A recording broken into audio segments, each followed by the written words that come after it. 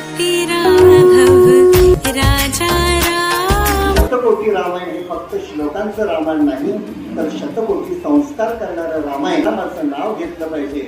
आपोआप मग किती परिस्थिती आपल्या विरोधात असली तरी आपण मनानं शांत राहू. माझा भरत ज्या मार्गावरून येत आहे त्या मार्गावरचे काटे पसरलेले ते सगळे काढून टाक. बघा, सत्ता नाही, संपत्ती नाही, लोभ नाही, काही नाही. भरत ज्या मार्गाने यायला लागलेलं आहे त्या मार्गावर ज्या वनामध्ये काटे अंतरलेले ते काटे एवढे काढून टाक. त्यावेळेस त्या वनदेवीला प्रश्न पडतो, रामा तुझा भाऊ भरत राजपुत्र आहे, त्या राजपुत्राला काटा टोचलेला सहन होणार नाही. त्यावेळेस रामाचं उत्तर खूप सुंदर आहे.